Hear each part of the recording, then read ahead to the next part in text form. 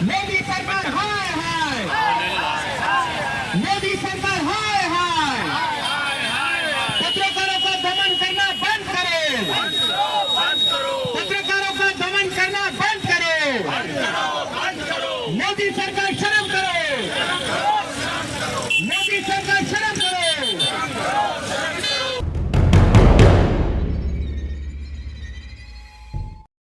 आइए मैं आपको आज ले चलता हूं। आप देख सकते हैं मेरे पीछे यहाँ अपनी आवाज को बता रहे हैं, अपनी आवाज उठा रहे हैं। बताने की कोशिश ये की जा रही है कि देश में जिस तरीके से जो एजेंसियां हैं, हमारे देश की जो एजेंसियां हैं, उनका किस तरीके से उपयोग कहें या दुरुपयोग कहें, वो सरकार द्वारा किया जा रहा है। ये एक बात रखी जा रही है।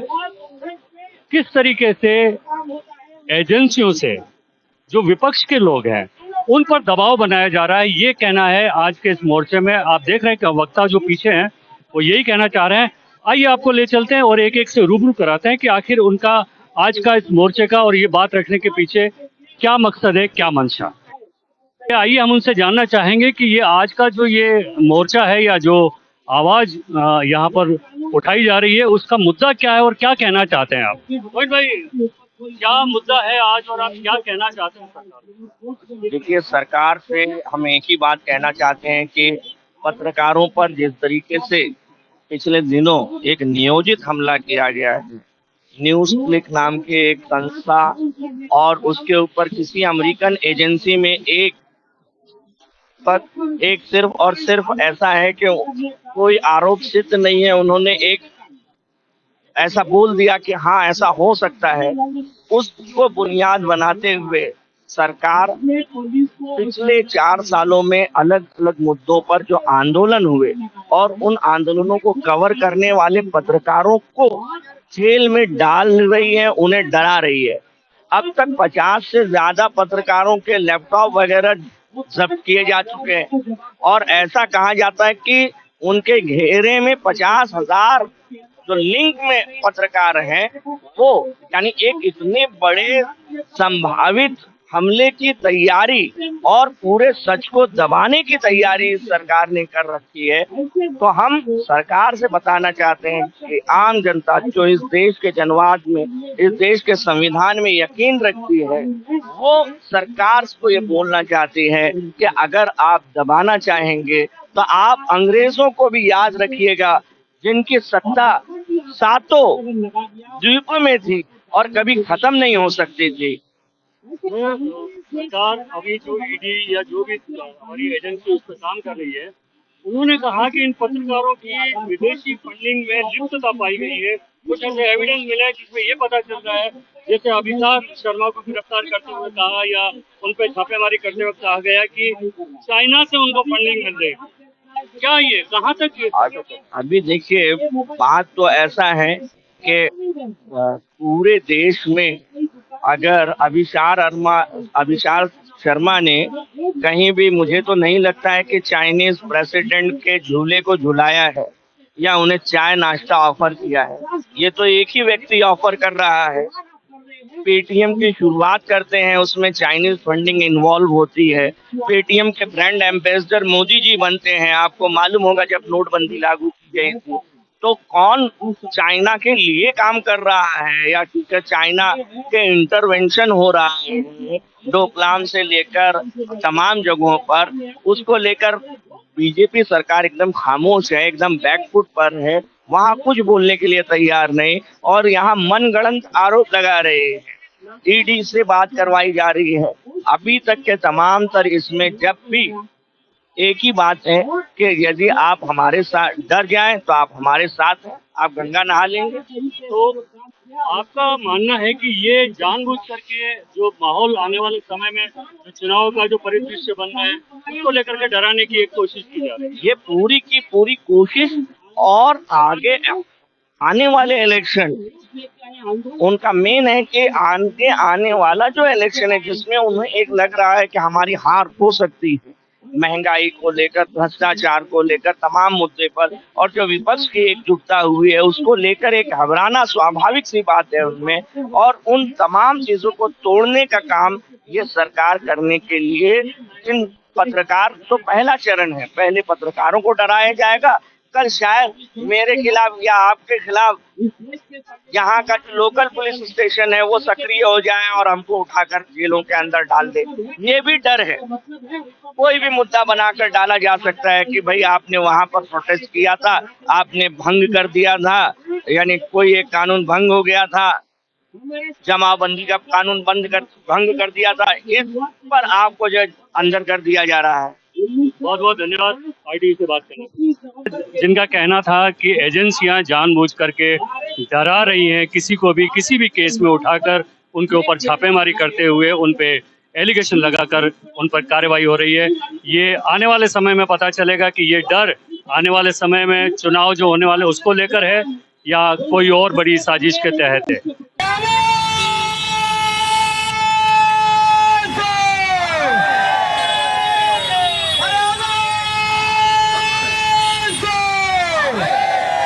मोदी सरकार शर्म करो, मोदी सरकार शर्म करो। हमारे साथ यहाँ पर मौजूद है हमारे हम उनकी राय भी जानना चाहेंगे कि ये जो आपका सरकारी एजेंसियों को लेकर चल रहा है, जिस तरीके से पत्रकारों को तुरंत छापामारी के बाद गिरफ्तार किया गया, कुछ नेताओं को आम आदमी पार्टी के संजय सिंह को भी जिस तरीके से गिरफ्तारी की गई, उन सारी पे हम राय जानना चाहेंगे। आपका स्वागत है ITV में। क्या मानते हैं आप भी ये जो एजेंसियों को लेकर के जो बात इसके बारे में आप एक तानाशाह अपनी तानाशाही चला रहा है और वो देश के अंदर जो भी उनके खिलाफ है, जितनी पार्टियां उनके खिलाफ है, जो पत्रकार के खिलाफ है, जो लोग उनके खिलाफ आवाज उठा रहे हैं, उन सभी को दबाने की जा रही है।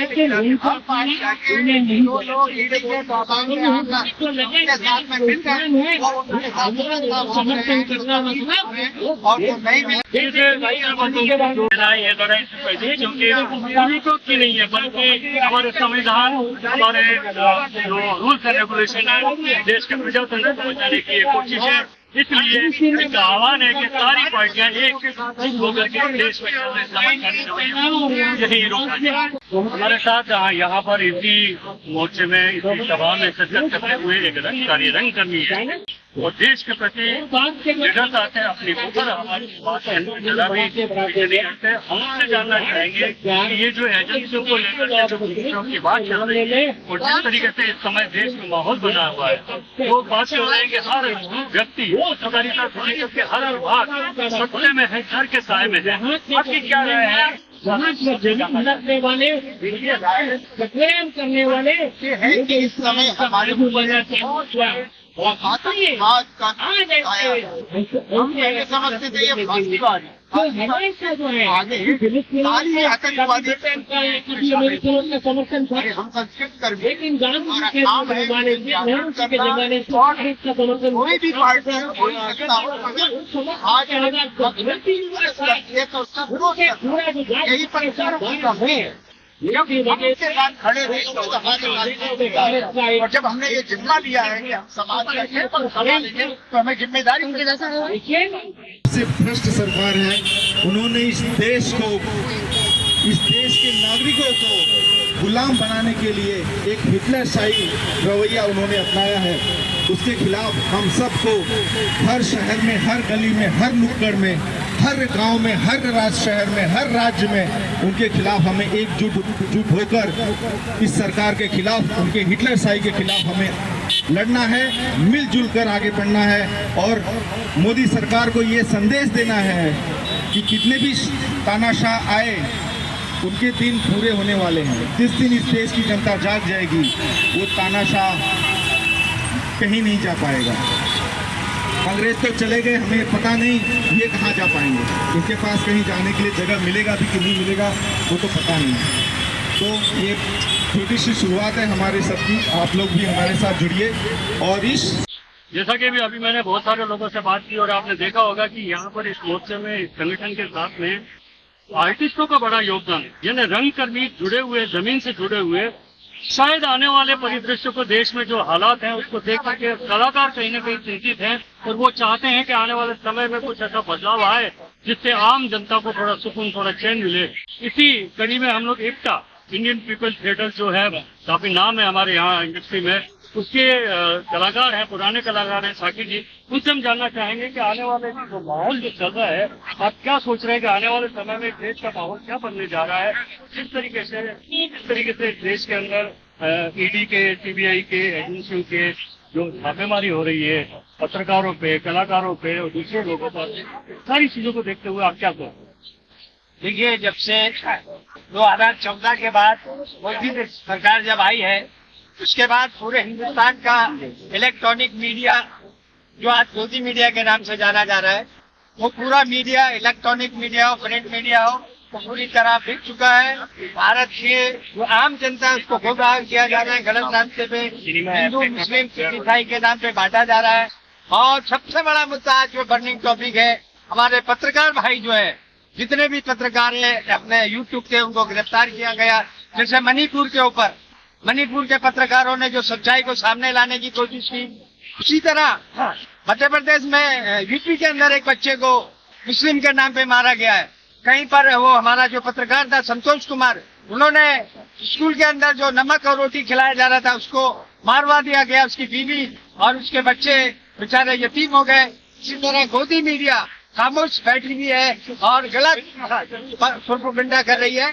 और हम चाहेंगे कि हिंदुस्तान का हर नागरिक, हर धर्म, हर मजहब का मानने वाला हमें न्यायालय पे, जैसे चंद्रचूड़ जी जो हमारे देश के सबसे बड़े न्यायाधीश है, हमें उन पे भरोसा है कि पत्रकारों को इंसाफ मिलेगा और देश की जनता की जो आवाज है वो एकजुट होकर, हिंदू, मुस्लिम, सिख, ईसाई, ये भारत गांधी, मोहम्मद अली जौहर और शहीद भगत सिंह, अशफाकुल्लाह खान का देश है। ये नाथूराम गोडसे और सावरकर का देश नहीं है।